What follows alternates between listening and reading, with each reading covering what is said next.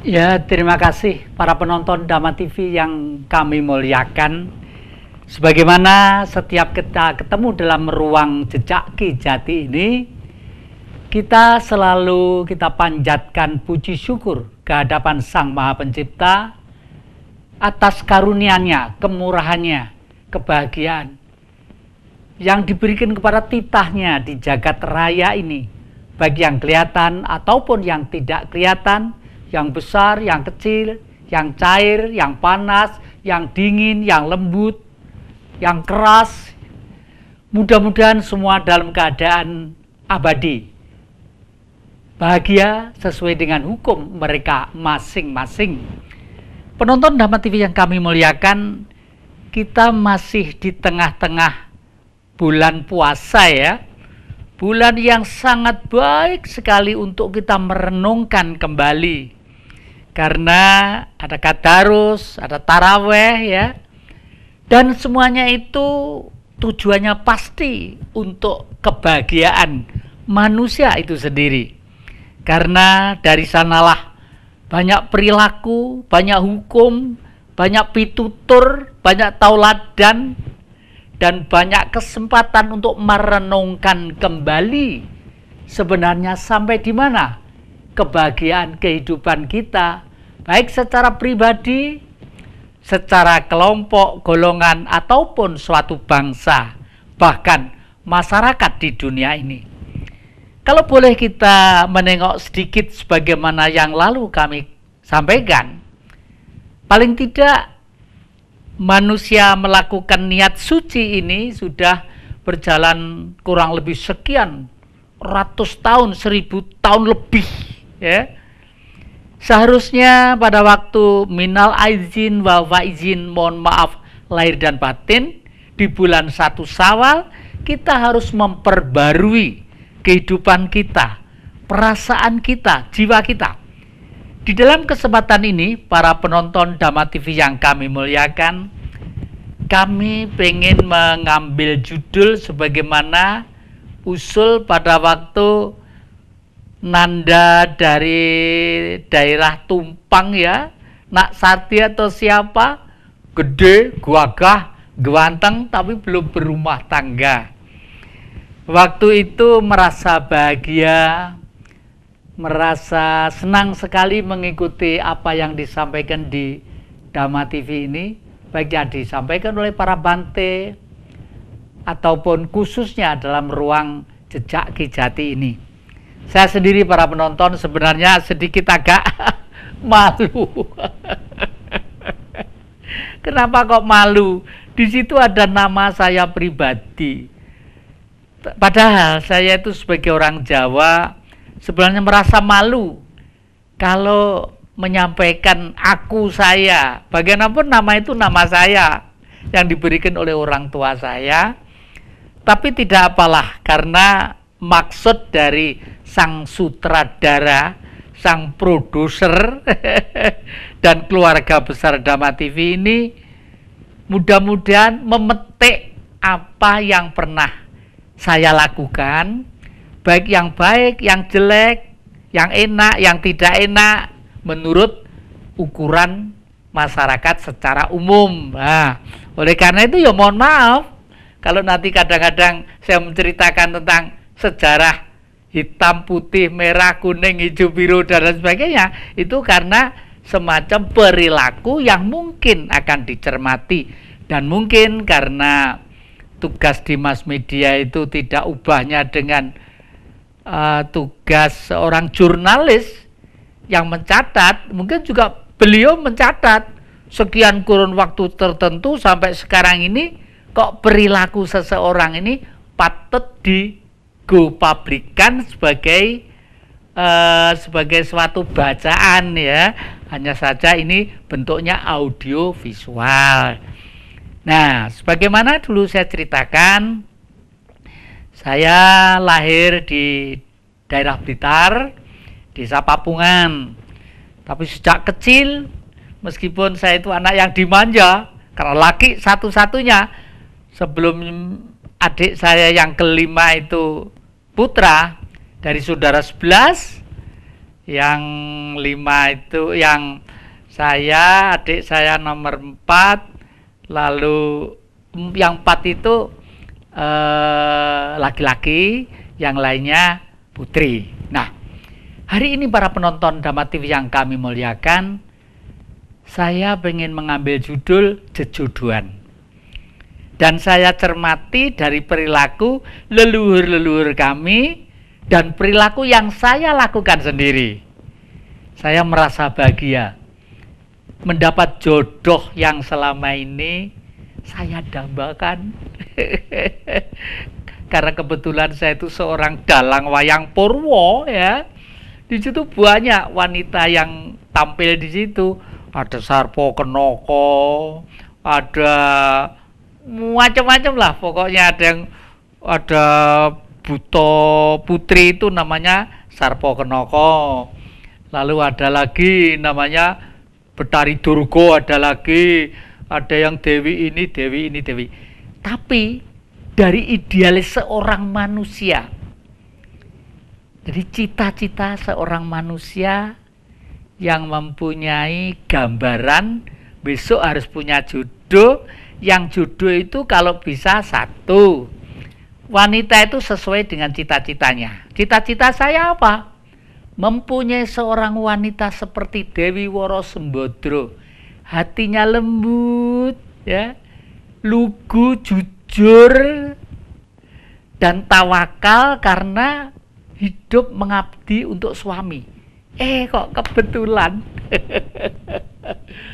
kebetulan pada waktu saya mengambil kuliah IC English Course di waktu itu namanya masih IKIP ya, sekarang Universitas Negeri Malang, yang sore ada pada waktu itu jurusan bahasa Inggris, dan kebetulan rumah saya di pojokan Jalan Semarang sana, Jalan Jakarta Semarang di pojokan. Suatu saat pada waktu saya belajar mocopatan di halaman, di teras, lewat seorang wanita, rambutnya panjang, kalem gitu, kalem, dan lesung pipitnya itu jelas banget gitu loh. Waduh, dek, teratap gitu. Waduh, lah ini ini kiriman Sang Maha Kuasa mungkin ya, dikirim ya. Karena apa? Lah kok kayalan pikiran saya lewat betul-betul seperti Dewi Woro Sembodro, kalem gitu. Nah, kebetulan pelan-pelan, karena ternyata rumahnya di Jalan Lawu nomor 10. Mulai saya berdekatan ke sana, kok kebetulan juga ya. Kebetulan itu bahasa Jawa sering menyebut istilah dilalah, adiling Allah. Hidup itu tidak pernah lepas dari hukumnya Allah, hukumnya Allah, hukumnya Sang Maha Pencipta. Yang dicita-citakan kok ya lewat dan ketemu, dan tidak terduga sama sekali. Kalau dari sisi sosial, saya mungkin takut mau mendekat, itu takut. Bagaimana tidak? Bapak mertua saya, ibunya istrinya kakek ini, namanya Raden Anjeng Sri Andi Astuti. Dan romonya, bapaknya namanya Raden Panji Ahmad Sutiknyo. Lalu ibunya Raden Ayu Sukatminah gitu ya, Raden Ayu Sukatminah. Dan itu kalau nun sewu, maaf ya, kalau sudah ada embel-embel seperti itu, paling tidak pasti bukan orang sembarangan. Apalagi dari daerah Sumenep. Ya. Sumenep itu terkenal dulu pecahan dari atau tugas dari keraton di Surakarta sana, yang sebagian keturunannya ditugaskan untuk sebagai raja di sana. Dan memang saya pernah ke sana itu, ke Sumenep itu ada makam-makam leluhur yang namanya Asta Tinggi. Asta Tinggi itu tempat bersemayamnya para priyayi di Sumenep gitu. Wah, ini tambah pikiran itu cekot. Iya apa enggak, berani apa enggak mendekat gitu. Terus begitu saya sering lewat di sana, di Jalan Lawu 10, saya masih ingat betul itu. Bayangan saya, priayi itu, orang sana itu satu, agamanya kuat. Kedua, sangat ketat terhadap syariatnya. Lah kok dilalah, saya masih ingat. Beliau itu memelihara anjing herder putih, gede gitu, gede. Namanya si putih. Kau gede herder gitu. Dan heran saya, sukanya itu apa? Di dalamnya mertua saya itu ada seperangkat gamelan. Wah, ini. Dan yang ketiga, ya. Yang ketiga, beliau itu ternyata aktif di bidang kejiwaan. Ilmu jiwa dari satu paguyuban yang namanya Pangestu, Paguyuban Ngesti Tunggal. Satu-satunya paguyuban kejiwaan yang tidak mengikuti kelompok-kelompok kejawen, ya. Bukan kok kejawen itu jelek, enggak ya, karena kebetulan Pangestu itu khusus mengelola jiwa supaya jiwa itu mengarah ke budi luhur. Intinya di situ. Lah, ini kesempatan baik. Saya sendiri juga aktif di bidang Pangestu sejak di Blitar, ya, apalagi masuk ke Malang, dan saya sendiri senang gamelan, seorang dalang. Wah, kesempatan bagus untuk ke sana. Jangan kemana-mana. Masih kami harap untuk di depan Dhamma TV. Ya, terima kasih para penonton Dhamma TV yang kami muliakan. Anda masih setia di depan Jejak Ki Jati ini, ya. Kami lanjutkan, ya. Memang agak unik. Setelah itu ternyata, ya, yang namanya jodoh gue dilalah adiling Allah. Ternyata begitu saya ketemu dengan ibunya anak-anak, hati itu tentrem ayem. Dan ini memang betul-betul jodoh yang paling istimewa. Karena apa? Karena satu, ya, menurunkan keturunan-keturunan yang sampai detik ini melahirkan suatu anak yang berbudi pekerti, mikul dhuwur, mendem jero terhadap orang tuanya. Yang ketiga, mempunyai cucu-cucu yang sehat, yang ganteng-ganteng, yang juga tidak merepotkan keluarga apalagi masyarakat, ya. Yang keempat, kakek ini sangat aktif di kemasyarakatan. Umpama seorang istri itu tidak kuat hatinya, mungkin sudah jebol dulu-dulu. Karena kakek waktu muda, ya, itu masih rupanya ganteng, seorang artis. Jadi katanya kakek lo, ya, fotonya ganteng memang. Ya dilem-lem dewe, ngawak-wai dewe kok, ya. Dan oleh karena itu, waktu saya tinggal untuk sana kemari, ya, di rumah sampai sekarang pun tetap dalam keadaan baik dan bahagia. Dan heran saya, istri Bu Jati dengan anak-anak saya waktu kecil-kecil, waktu saya mempunyai niat untuk keluar dari pegawai negeri, itu waktu saya kumpulkan itu semua tidak, nanti kita makan apa Pak? Enggak ada yang punya pikiran seperti itu. Sudah, kita percaya kepada Sang Maha Pencipta. Kita dilahirkan, ya. Pasti selama kita ngerti tugas kita dan fungsi kita sesuai dengan kodrat kita masing-masing, pasti tidak kurang suatu apa. Nah, pada waktu keluar dari pegawai negeri, mulai masuk dalam kancah politik. Kancah politik, kenapa?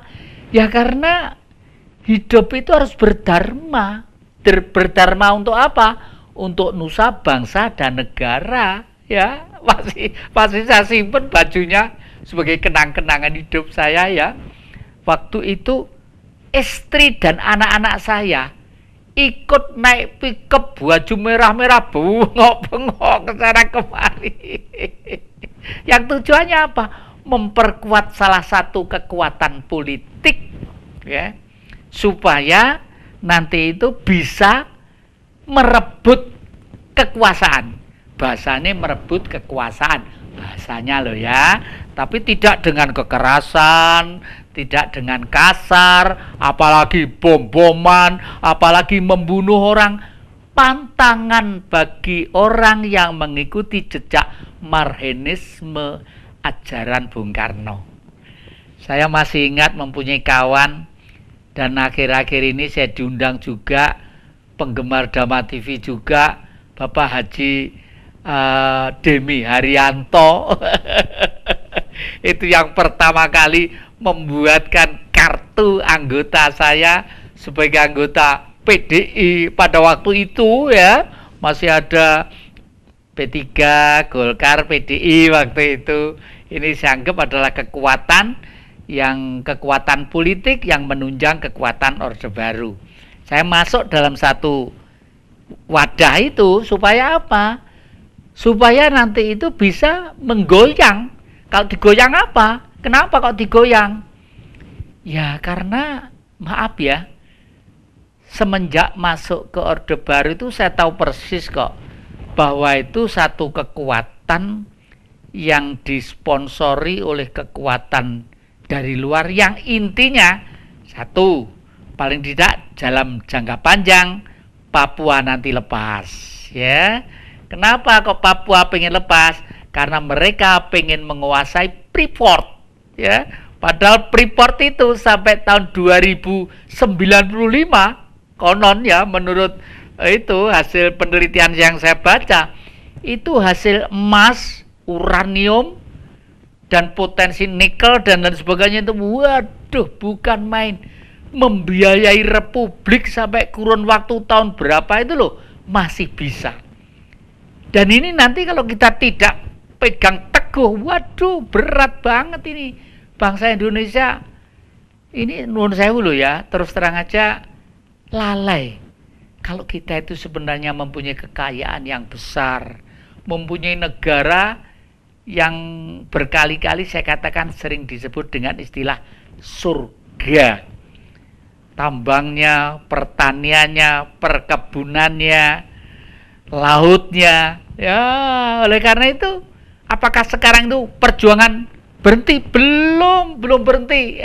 Selama hayat masih di kandung badan, tidak akan berhenti untuk berjuang. Hanya berjuangnya ini jangan sampai mengorbankan nilai-nilai kemanusiaan.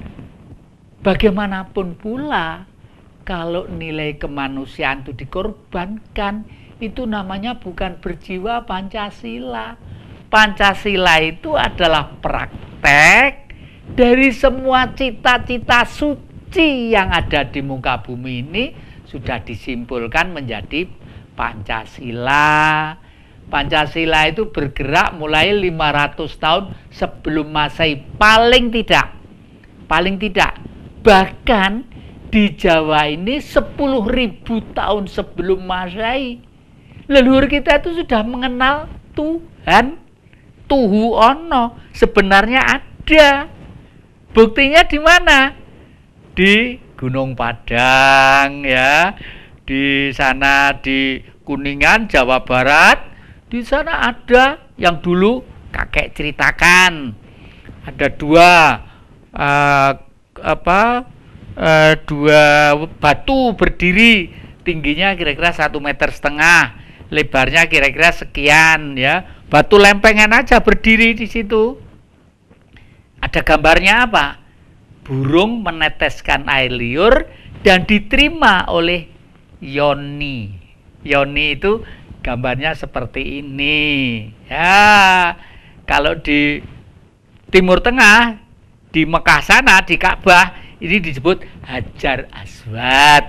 Batunya hitam, lubang tengahnya ditempelkan di sana Orang kalau tawaf keliling di sana, kakek 2 kali ke sana, keliling ke sana, pengen berusaha untuk mencium dan memegang itu. Dan itu kalau akbar, kalau sedang rame gitu, waduh, macam-macam. Dan ini waktu diundang, mohon maaf, diundang pada waktu kita itu sibuk, diundang buka puasa di Pak Demi Haryanto sana, mohon maaf nggak bisa datang Pak Demi.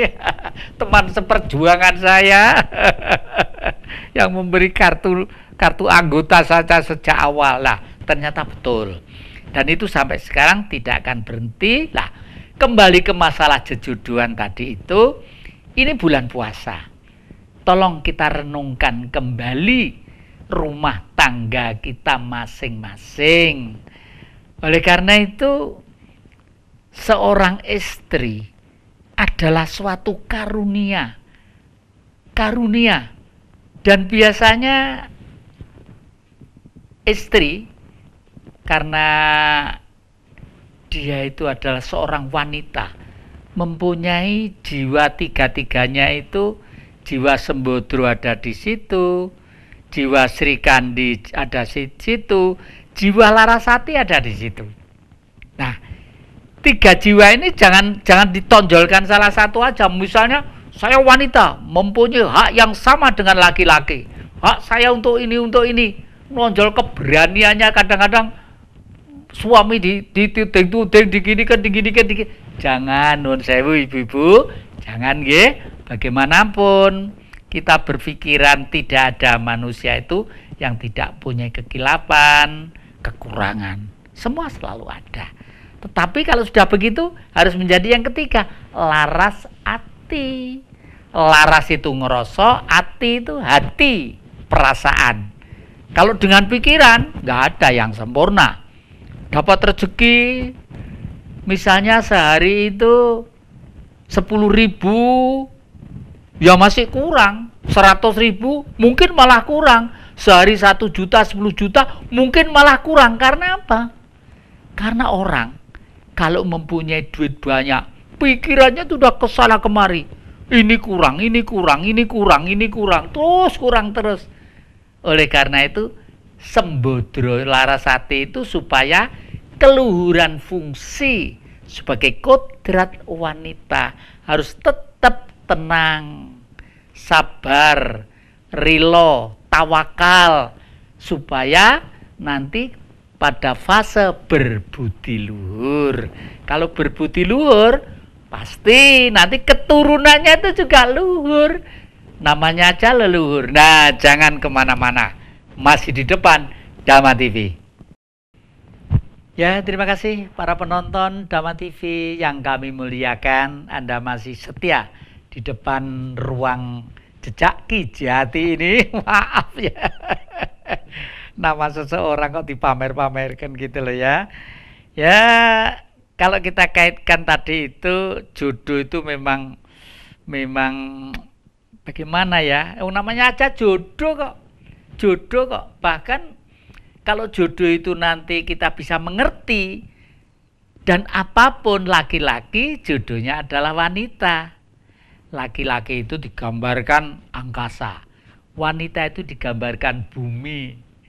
Sejak ada bumi inilah kebutuhan-kebutuhan, kepentingan-kepentingan, kebahagiaan-kebahagiaan terpenuhi oleh manusia. Oleh karena itu kita harus sadar bahwa selama kita menjadi manusia, punya daging, bernapas, punya perut, punya pikiran, punya telinga, punya mata, hidung, mulut, panca indera ini, itu pasti punya kebutuhan. Nah, kebutuhan ini biasanya yang memanage, yang mengelola, yang bisa nyetir, tergantung kebijaksanaan seorang istri tadi itu ya, seorang istri ya. Malah akhir-akhir ini banyak juga saran-saran ya, lalu pitutur-pitutur yang sangat bagus sekali yang disampaikan sebagai usulan-usulan di ruang Jejak Ki Jati ini. Kok kebetulan Bu Jati itu lahirnya juga di Blitar. Di Blitar.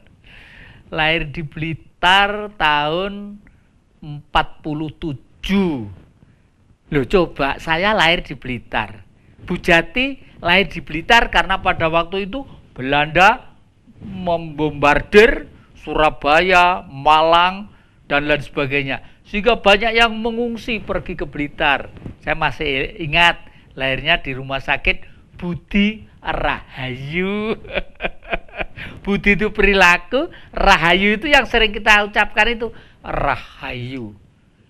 Bacaan-bacaan itulah yang sering disebut dengan istilah ikhra, bacaan, wacanen. Jadi perilaku kita, nama leluhur memberi nama kepada kita. Lalu kenapa kita lahir di sini, itu semua pasti ada sebabnya. Tidak lepas dari hukum hidup dan kehidupan. Nah, ternyata juga betul lahir mempunyai mempunyai anak 4 ya. Anak 4 itu yang satu putri. Saya namakan Diah Mayang Sari ya. Lalu mendapat jodoh Raden Agus Suryanto, putranya Bapak Raden Sunardi, yang sudah dua-duanya dengan ibu sudah mendiang, sudah almarhum ya. Ya syukurlah semua guyub. Lalu mempunyai anak satu namanya Raden Billy Suryanto Putra ya. Anaknya, bapaknya halus lembut, tapi anak punya satu pekerjaannya apa? Balapan kebut-kebutan. Tapi kebut-kebutan tidak liar loh ya. Tidak di jalan raya, tidak mau. Kalau di jalan raya sopan, halus. Bahkan meskipun anak satu-satunya, kalau pergi ke rumah kakek, nyapu, ngepel, pergi ke dapur, disai yang kotor-kotor itu, sampai kakek itu kadang-kadang melihat itu berbesmili. Duh Gusti, matur nuwun dikasih cucu yang bagus, sopan, berbudi ya. Inilah jejodohan. Jadi saya harap penonton Dhamma TV dan siapa saja sahabat-sahabat kami, mudah-mudahan jejodohan itu sudahlah. Bagaimanapun itu istri Anda, bagaimanapun itu suami Anda, yang harus untuk selamanya. Jangan sampai hanya karena nafsu pikiran sesuatu yang tidak senang lalu kecil menjadi besar, istilah Jawanya kriwian dadi gerojokan. Lalu yang anak yang nomor 2 laki-laki. Laki-laki itu seniman kayak bapaknya ya. Seniman karena dunia seni itu dia nganglang ke sana kemari. Sampai-sampai bapaknya itu tidak pernah kebagian. Kadang-kadang ke Amerika, kadang-kadang ke daratan Cina, kadang-kadang ke Jepang, kadang-kadang keluar gitu. Akhir-akhir ini aja saya sudah harapkan untuk tidak banyak keluar karena bapaknya itu sudah sepuh, bapaknya sudah tua dan sudah harus membagi pekerjaan PR, meneruskan apa yang pernah dilakukan oleh orang tuanya ini. Yang ketiga ini, anak saya yang ketiga ini, waduh, memberi hiburan kepada kakek dan neneknya. Karena dikarunia ini anak 3 yang ganteng-ganteng, yang sehat-sehat, namanya Diah Ayurini. Diah Ayurini ya. Lalu yang keempat itu hidup di Jakarta, memang kita harapkan ke sana supaya bisa berkomunikasi dengan luar negeri, karena saya itu masih pengen merajut kerjasama dengan dunia luar.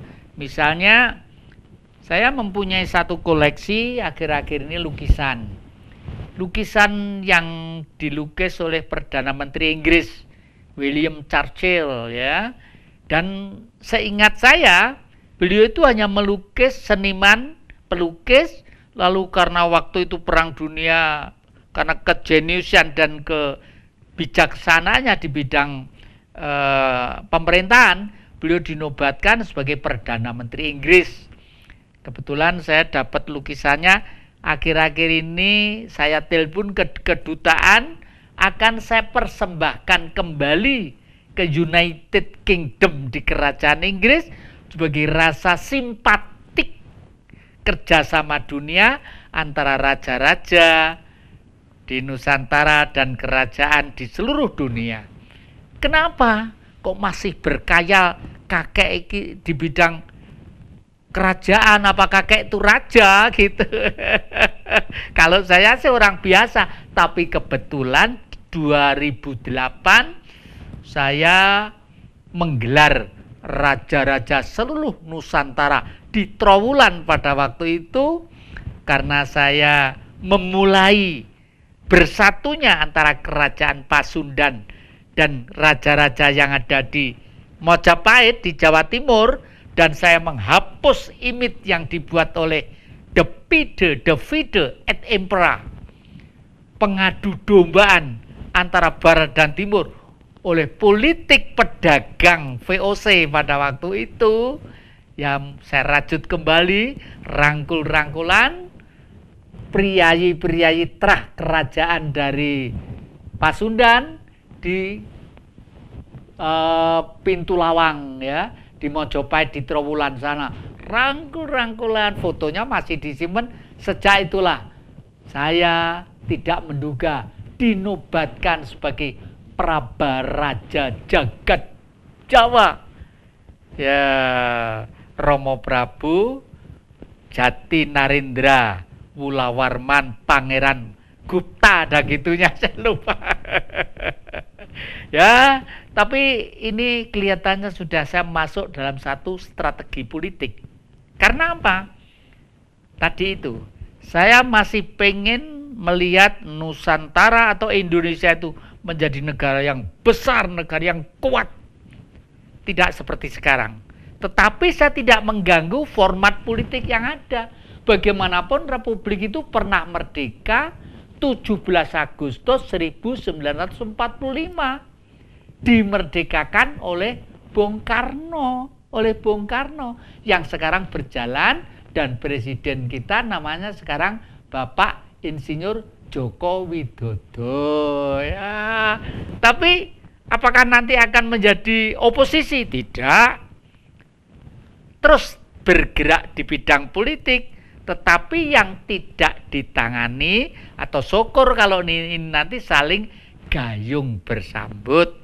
Oleh karena itu, cucu ini tadi malam telepon Raden dari Ternate ya, Kamal dari Ternate baru pulang ke sana mempersiapkan penobatan Raja Ternate, yang kita harapkan ini nanti menghimpun raja-raja Nusantara. Kerajaan-kerajaan bergerak, secara politik Republik terus bergerak. Nah, inilah saling dukung, saling nunjang. Dan kebetulan Bapak Presiden kita, Bapak Joko Widodo, sekarang juga sangat mengayomi, sangat memberi peluang pada kebangkitan kearifan lokal dan tradisional ini. Bergeraknya kepribadian, bergeraknya politik, mudah-mudahan ini gayung bersambut sehingga menuju dalam satu titik secara politik negara kuat yang nanti dilaksanakan oleh MPR, DPR, dan pemerintah, legislatif, yudikatif, dan eksekutif. Dan ini kearifan lokal dengan raja-rajanya terus bergerak. Misalnya, karena kalau sudah kearifan lokal, masyarakat umum itu umumnya masih sangat taat, sangat sujud terhadap pimpinan mereka masing-masing. Makanya kalau sudah begitu harus konsekuen. Misalnya ya, beberapa hari yang lalu saya telepon ke Keraton Solo. Saya mempunyai bedil VOC ya, bedil VOC yang dibuat tahun 1770. Dan ini kelihatannya pernah dimiliki oleh pasukan di Surakarta sana. Surakarta itu sebenarnya adalah mempunyai andil besar juga terhadap kemerdekaan ini. Tapi penjajah berusaha untuk Mangkunegaran dan Surakarta itu seakan-akan berpihak kepada Belanda. Tidak bisa. Malah Sinuhun yang ke-10 yang terkenal dengan kaya raya itu memberi bantuan, memberi support. Dan semua pergerakan-pergerakan mulai dari Pangeran Diponegoro yang kebetulan kalau diurut keturunannya juga masih dekat dengan keluarga kami ini ya. Makanya ada Prawiro itu. Nah, jangan kemana-mana, masih di depan jejak Ki Jati. Ya, terima kasih para penonton Dhamma TV yang kami muliakan. Mohon maaf ya, Anda begitu masih sabar dan telaten. Ada yang rasa-rasa juga, waduh, pamer wis gak usum iku rek, bangsane feodal-feodalan lah. Nanti dulu ya, bukan feodalisme. Kami itu adalah pengikut ajaran Bung Karno yang namanya Marhaenisme. Nanti kalau kita sudah hidup menggunakan teori itu, waduh, itu rasional ilmiah karena demi kepentingan kaum marhen. Siapa sih kaum marhen itu? Orang-orang yang miskin menderita karena sistem. Karena sistem ya. Dan sistem ini maaf, pergerakan-pergerakan perjuangan kemerdekaan mulai dari Budi Utomo semuanya selalu dimulai dari kaum priyayi. Maaf, saya terpaksa pakai istilah kaum priyayi ya. Karena apa? Karena punya gelar Raden. Raden itu bukan gelar untuk dipamerkan, tidak. Malah yang punya gelar Raden itu harus tahu diri. Dari kata-kata rah adi. Rah itu getih, adi itu baik. Getih api untuk apa? Untuk kemanusiaan, untuk nusa, untuk bangsa.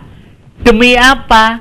Supaya tanahnya masih tetap subur, perkebunannya masih tetap baik, rakyatnya tidak ada yang hidup susah, semua harus bahagia.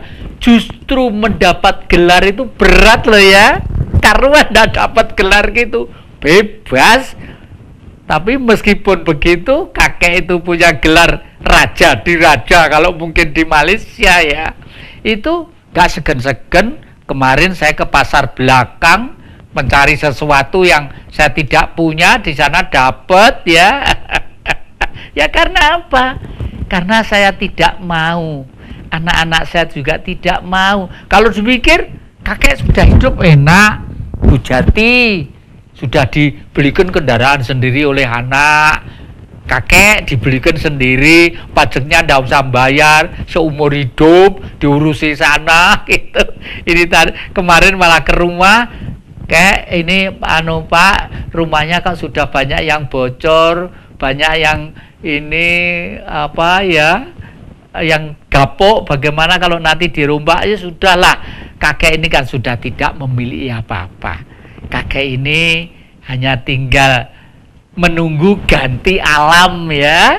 Kalau nanti ganti alam, malah kakek ini udah pesen, bila perlu, mohon maaf loh ya, ini nggak usah ngikuti loh ya. Wong ini keyakinan saya kok, supaya Pulau Jawa itu tidak padat makam, supaya nanti anak cucu itu tidak kebingungan. Ya kalau masih setia terhadap makam leluhur, kalau enggak, paling nanti rumputnya besar-besar, paling nanti Jawa mirun segala macam, bahkan nanti tidak terus. Wong sekarang aja dikasih apa yang di rumah dipelihara sudah nggak ada waktu kok main gini aja. Ini maaf loh ya, maaf loh. Ini hampir semua generasi karena memang zaman. Tapi cucu kakek itu istimewa. Kalau siang gini jualan apa? Jualan kue-kue. Takjil, istilahnya takjil ya, bulan puasa ya. Ya rame-rame di sana dengan teman-temannya di Jalan Sulfat sana, jualan ini, jualan yang dibuat ibunya, dia membuat karya-karya apa gitu dijualin di sana. Itu memang harus demikian ya, harus telaten, sabar, karena masa yang akan datang, apa kebiasaan kita di saat waktu muda. Kalau waktu muda banyak kesempatan membuang waktu dengan sia-sia, nanti masa tua tinggal menunggu jerih kesusahannya ya. Kalau masa muda, mumpung masih sehat, mumpung masih darah mengalir dengan baik, mungkin pikiran masih cemerlang-cemerlangnya, tangan masih sehat-sehatnya bergerak, seyogianya kita manfaatkan dengan baik apapun yang diberikan kepada kita oleh leluhur. Saya bahas saja oleh leluhur, memang warisan leluhur kok. Seperti saya seorang dalang ya, seorang seniman, leluhur seniman semua. Ya sudah, meskipun sekarang sudah tidak pernah main dalang lagi, main di panggung lagi, main di dunia perfilman lagi, tapi dunia seninya masih dipakai dengan baik. Paling tidak rumah ditata dengan rapi, dengan nilai seni. Kalau orang masuk ke rumah seneng ayem, ya syukur banget gitu, ikut merasa senang. Intinya ke sana intinya lah. Para penonton Dhamma TV yang kami muliakan, sebentar lagi mungkin nanti itu masuk ke tanggal sekian itu bulan puasa sudah akan habis ya, masuk ke bulan Syawal, tahun baru ya, tahun baru, bajunya baru, seneng loh, agak berbeda loh ya. Ini alal biala zaman dulu dengan sekarang. Kalau dulu tuh betul-betul kita nanti ya, nanti dengan penuh harapan yang sangat indah sekali. Misalnya ya, dulu pada waktu kakek itu masih kecil-kecil ya, udah kalau sudah masuk ke hari raya Idul Fitri, udah ndak cepet-cepet gitu apa ya, cepet-cepet silaturahmi, nggak begitu dulu. Maaf ini dulu tuh golek apa, golek embun pagi itu loh ya, bangun sebelum matahari dinyatakan terakhir bulan puasa, jam 3 sudah bangun ya, jam 3 sudah untuk sahur ya. Setelah itu kita itu semua pergi ke sawah biasanya, karena di sawah itulah ada embun pagi. Embun itu kita khayalkan sebagai air suci yang turun dari angkasa gitu. Nanti kapan-kapan jejak Ki Jati itu akan saya selingi cerita tentang pengertian apa yang selama ini dicari oleh orang-orang seluruh dunia. Ki Bimo nanti kita harapkan, Bimurwoto itu kan teman saya, siang pagi sore malam ya di RRI, ya di masyarakat, di segala macam. Beliau itu kalau sudah mengupas secara rasional tentang apa yang kita kejar di Timur Tengah sana, waduh begini, seperti misalnya saya coba sedikit, air Zam-Zam. Air itu Zam-Zam itu ternyata apa artinya? Air muncrat, artinya itu air yang muncrat, itu salah satu loh ya. Ternyata memang betul gitu. Di sana memang sangat disucikan, karena memang jarang sekali ada air yang begitu. Siapa hidup itu yang tidak butuh air? Bumi aja butuh air kok. Bumi itu loh 70% itu air. Manusia itu 70% itu juga air. Lah, di negeri kita air itu melimpah ruah, bukan main hebatnya. Makanya jangan merusak ekosistem ya. Pun jangan isone cuma nebang saja tapi tidak mau menanam. Dan kalau menanam pun dirawat dengan baik. Saya kadang-kadang prihatin juga, punya pedepokan di Singosari. Saya punya air yang debitnya itu besar sekali, airnya sangat bersih sekali, tapi kadang-kadang itu justru kita beri kebahagiaan, tidak mengerti bahwa itu sebenarnya untuk kebahagiaan bersama ya. Tolonglah tempatnya kiri kanan itu jangan dibabat pohon-pohonnya, karena menanam itu sulit. Bahkan dulu kan pernah saya ceritakan, pernah saya tanami, saya kasih lubang air dari atas supaya tidak rusak. pohonnya sudah bergeser. Ya, mudah-mudahan yang sudah ya sudah, yang belum mari kita mulai dengan baik. Makanya sekarang di Padepokan itu saya buat indah sekali ya. Kalau Anda pergi ke sana, ada puri di depan gitu, saya perindah. Di situ ada Brahma, ada Wisnu, dan ada Kulkul. Kulkul itu kentongan. Itu lambang Sang Siwa. Bahwa hidup ini, dunia kecil ini juga tidak lepas dari tiga. Antara angan-angan, pikiran, dan hati ya. Angan-angan denyut pertama, kita lapar, pasti pengen makan. Setelah makan, pikiran kita bergerak. Makan di mana? Di rumah atau di warung? Kalau di rumah misalnya, di rumah itu istri sudah masak atau tidak? Kalau belum, kena apa? Mungkin suami belum memberi belum memberi uang kepada istri untuk keluar, mungkin ya. Oleh karena itu semua dirasa dengan hati. Kalau istri sudah menerima uang, untuk masakan jenis apa hari ini supaya masak dimakan keluarga bisa sehat, kuat, dan baik, dan tidak lepas dari suatu pikiran bahwa jangan sampai makan yang bukan haknya, meskipun berbentuk duit. Kalau duit itu adalah duit yang tidak halal, duit yang tidak baik, seperti sekarang ini KPK sebentar-sebentar bergerak untuk menangkapi mereka ya, itu termasuk tidak halal ya toh. Iya, kalau keluarga dirugikan 10.000, kalau uang pemerintah dikorup, itu duitnya orang 250 juta lebih paling tidak. Atau penduduk kita jumlahnya sudah berapa? Kita harus mengerti tentang itu. Itulah teori yang pernah diberikan Bung Karno dengan marxismenya, supaya kita mengerti antara yang berhak dan yang tidak. Nah, para penonton Dhamma TV yang kami muliakan, mumpung masih bulan suci Ramadan, kami seluruh keluarga besar Dhamma TV mohon maaf sebesar-besarnya, khususnya saya pribadi, kalau ada kekilapan, kekurangan, atau tutur kata yang tidak mengenakkan hati. Itu semuanya mungkin karena alpa, keliru, dan salah. Apalagi saya sebagai orang tua. Dengan kami ingatkan, jangan lupa setiap hari Minggu jam 19 malam, dan biasanya diulangi hari Senin jam 4 sore dalam ruang Jejak Ki Jati. Terima kasih kami ucapkan Rahayu.